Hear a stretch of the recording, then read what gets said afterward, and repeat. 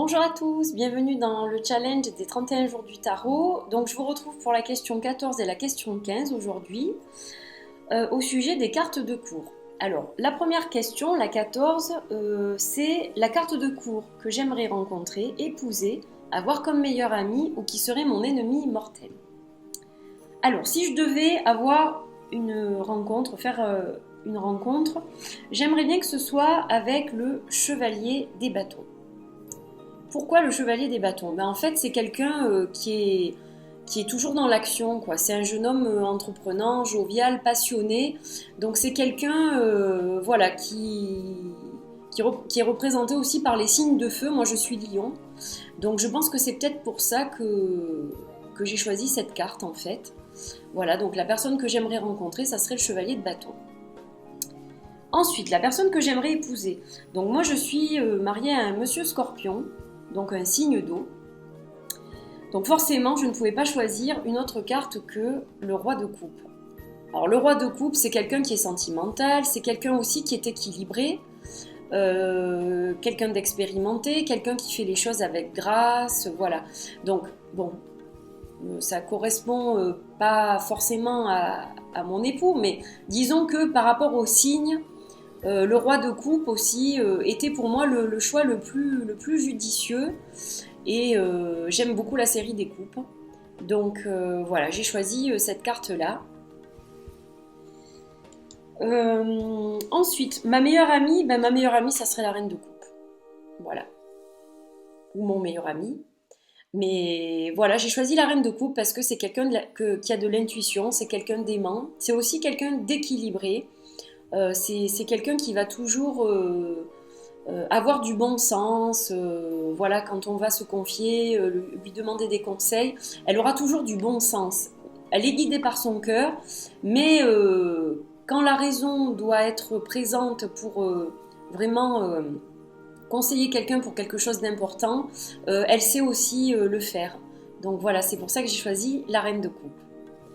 Et enfin, mon ennemi, bon alors, il n'y a pas vraiment d'ennemi, mais la carte de cour peut-être que j'aime le moins, c'est le page de coupe.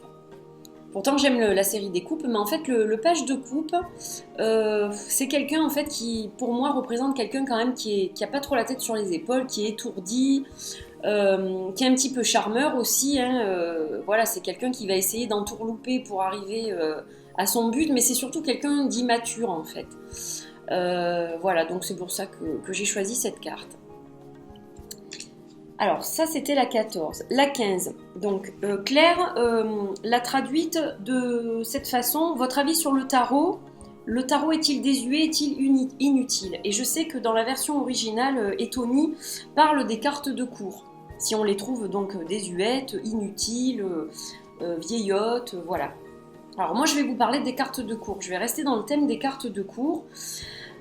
Donc, les cartes de cour, à l'origine, d'où leur nom, hein, court cards, ce sont des représentants en fait de la royauté. Vous avez le page, le chevalier, le roi, la reine, voilà. On sait à quel type de personnes on s'adresse. Mais aujourd'hui, en fait, c'est bien plus que ça. C'est-à-dire que c'est vrai que l'image de base, elle est peut-être un petit peu vieillotte, bien sûr, puisque quand on va tirer les cartes, on ne va pas parler d'un roi, d'une reine, d'un page ou d'un chevalier. Mais en fait, pour moi, ces cartes, elles sont un peu comme les arcanes majeures. C'est-à-dire, ça va être quand même des archétypes. Elles vont représenter une personnalité, elles vont représenter le caractère de quelqu'un. Voilà, quand dans un tirage, on va voir apparaître, par exemple, la reine de coupe, elle va représenter dans votre entourage une femme aimante, une femme posée, qui a la tête sur les épaules, qui est équilibrée et qui a de l'intuition. Voilà, donc ça va nous éclairer sur quelle personne elle représente dans notre entourage. Donc non, je ne pense pas que ces cartes soient désuètes, et ça vaut pour l'ensemble du tarot, qui voyage à travers les époques finalement, et qui s'adapte toujours à l'époque dans laquelle il est utilisé. Par exemple, aujourd'hui, je peux très bien utiliser ce type de tarot, donc qui a un look, on va dire, un peu ancien, comme un tarot qui est beaucoup plus moderne, comme celui-ci, et qui donc va être complètement adapté alors qu'il reprend toujours la même symbolique, hein, on va dire. De ce côté-là, ça ne change pas, mais c'est vrai que bon, il a un côté un peu plus moderne. Donc non, il sait très bien voyager à travers le temps, il est un peu intemporel, le tarot. Il est universel, il est intemporel, et donc pour moi, il n'est ni inutile, puisque je m'en sers tous les jours. Donc si je vous disais ça, ça serait vraiment le comble. Donc il n'est ni inutile ni désuet, tout comme les cartes de cours, donc elles ne sont ni désuètes ni inutiles, elles sont utiles. Après c'est vrai que si je n'ai pas de cartes de cours dans un tirage, elles ne vont pas me manquer. Je peux très bien lire les cartes, la situation et faire une guidance sans avoir la présence de cartes de cours. Maintenant, elles viennent pour moi enrichir un tirage tout de même, puisqu'elles vont déterminer un caractère, un élément aussi, hein, puisqu'il y a les 4 éléments, elles sont représentées, ces cartes de cours, toujours il y a les 4 éléments, donc des signes du zodiaque aussi, voilà. Si on parle par exemple du chevalier de bâton, eh bien on va parler de quelqu'un qui a un signe de feu peut-être.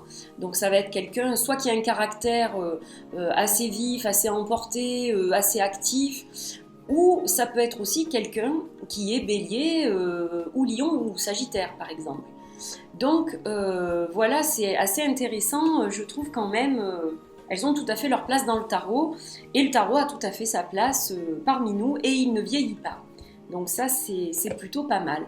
Voilà, donc j'ai répondu aux questions 14 et 15, et je vous retrouve pour une prochaine vidéo pour la suite. Portez-vous bien.